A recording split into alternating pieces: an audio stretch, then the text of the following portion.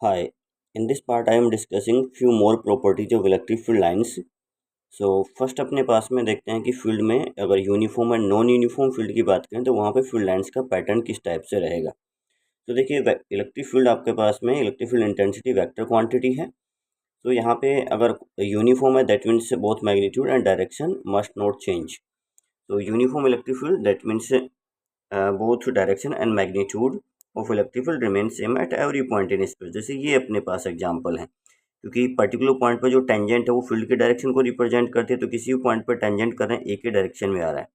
तो ये आपके पास में होगा यहाँ पे इलेक्ट्रिक फील्ड का डायरेक्शन। फर्दर फील्ड लाइंस की जो डेंसिटी है वो रिप्रेजेंट करती है मैग्नीट्यूड को, तो density is same and tangent at all points indicating in same direction, तो this is a uniform electric field.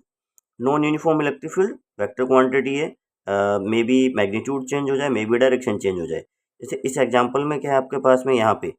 आपको इलेक्ट्रिक फील्ड लाइंस का डेंसिटी जो है वो वेरी करता हुआ अपीयर नहीं हो रहा, बट अगर टेंजेंट को देखें तो इस पॉइंट पर टेंजेंट इंडिकेट करे इधर और इस पॉइंट पर टेंजेंट इंडिकेट करे इधर। So at different points the direction of electric field intensity is different, so that's a non uniform electric field. ये वाला एग्जांपल हम देख सकते हैं, इसमें क्या हुआ है आपके पास डायरेक्शन सभी पॉइंट्स पे सेम है, बट यहाँ पे इंटेंसिटी देखेंगे that depends on density of field lines, वो क्या होगा डिफरेंट पोजीशंस पे डिफरेंट है, और जहाँ पे फील्ड लाइंस मोर डेंस है वहाँ पे इलेक्ट्रिक फील्ड की इंटेंसिटी ग्रेटर होगी।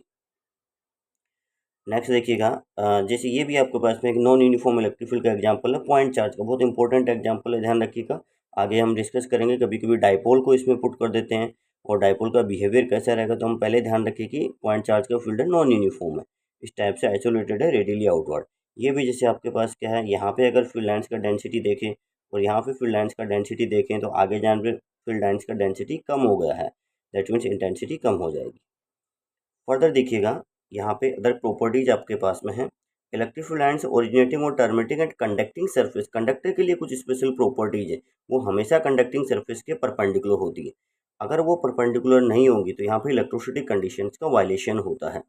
तो देखिएगा उसको हमने इधर एक्सप्लेन किया है कि बाय द वे अपने पास में ये कंसिडर किया एक हमने कंडक्टर, इसमें अगर नेट इलेक्ट्रिक फील्ड मैं कभी एंगल पे कंसिडर करता हूँ यहाँ पे ई,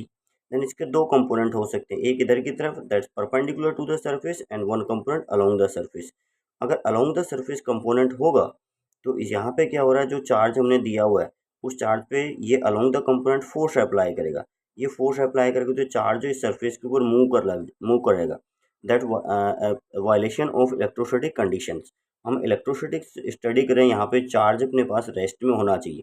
तो अगर ये वाला कंपोनेंट होगा तो चार्ज सरफेस पे मूव करने लग जाएगा, इस वाले कंपोनेंट के कारण मूव नहीं करेगा, उसके लिए अपने को फिर एटलीस्ट वर्क फंक्शन जितना एनर्जी मिलना चाहिए, तो हम उसकी बात यहाँ पे इस चैप्टर में नहीं करते हैं। ये वाले कंपोनेंट को जीरो करना है, ये जीरो हो जाएगा तो फिर ई नेट या ई परपेंडिकुलर एक ही बात होगी, दैट मीन्स इलेक्ट्रोस्टैटिक कंडीशन में आपके पास में इलेक्ट्रिक फील्ड कंडक्टिंग सरफेस के हमेशा परपेंडिकुलर होना चाहिए, चाहे ओरिजिनेट हो या टर्मिनेट हो। तो ये देखिए, due to E parallel charges will start moving on the surface that is not electrostatic condition, if charge remain stationary that is possible only if E parallel is zero. जैसे यहाँ पे consider किया तो हमेशा फील्ड लाइंस कैसी होनी चाहिए आपके पास में, यहाँ पे परपेंडिकुलर होनी चाहिए, फील्ड लाइंस हमेशा परपेंडिकुलर होनी चाहिए। जैसे ये पॉइंट है, ये पॉइंट पे ऐसा नहीं कि हम यहाँ पे ऐसे निकाल दें और यहाँ पे ऐसे निकाल दें देन कट कर जाएंगे, तो अदर प्रॉपर्टीज का भी वायलेशन नहीं होना चाहिए। यहाँ पे अगर आपने ऐसा इनको कट करवा दिया तो अपने पास था कि एक पॉइंट पे दो टेंजेंट नहीं हो सकती, उस प्रॉपर्टी का वायलेशन होगा। तो यहाँ पे फील्ड लाइंस इस पॉइंट पे परपेंडिकुलर निकलेगी, आगे जाकर के बैंड हो जाएगी, यहाँ पे इस पॉइंट पे परपेंडिकुलर निकलेगी, आगे जाकर के फील्ड लाइंस बैंड हो सकती है। जैसे ये एग्जांपल अपने पास में एक यहाँ पे जैसे प्लेट ऊपर रखा हमने पॉजिटिव, नीचे नेगेटिव, और फिर पॉजिटिव से नेगेटिव फील्ड लाइंस इस टाइप से निकलेंगी, लॉन्ग प्लेट्स हमने कंसिडर की। अब इसके अंदर एक मेटल स्फीयर हमने रख दिया, मेटल स्फीयर रखने से क्या होगा, मेटल है, कंडक्टर है, फील्ड लाइंस उस पर पॉजिटिव परपेंडिकुलर ही ओरिजिनेट होनी चाहिए, परपेंडिकुलर ही टर्मिनेट होनी चाहिए। इसमें इलेक्ट्रिक फील्ड में क्या होगा, इंडक्शन होगा तो कुछ पॉजिटिव चार्ज जो है उधर की तरफ आ जाएंगे, नेगेटिव चार्ज इधर होंगे, बिकॉज जो इलेक्ट्रॉन्स है फ्री इलेक्ट्रॉन्स उन पर फोर्स लगेगा इलेक्ट्रिक फील्ड के अपोजिट, तो ये इलेक्ट्रॉन्स एक्सिस में इधर आ जाएंगे, इधर डेफिशिएंसी आ जाएगी पॉजिटिव चार्ज। तो अब यहाँ से जो फील्ड लाइन जो ऐसे निकल रही थी वो फील्ड लाइन्स क्या होगा, इस पर टर्मिनेट हो सकती है यहाँ पे, बट ये टर्मिनेट परपेंडिकुलर ही करवाना है अपने को यहाँ पे, एंड देन वापस से ओरिजिनेट हो जाएंगी, वापस से ओरिजिनेट होंगी यहाँ पे फिर ये फील्ड लाइन्स, बिकॉज यहाँ पे चार्ज डेंसिटी, इससे पैटर्न थोड़ा डिस्टोर्शन आ जाएगा उसमें, और पैटर्न कुछ इस टाइप का रहेगा। एक आपके पास में है कि कंडक्टर को जो भी एक्सेस चार्ज प्रोवाइड करते हैं, एक्सेस चार्ज का मतलब है कि जो इलेक्ट्रॉन्स ऐड करके इलेक्ट्रॉन्स हम रिमूव करके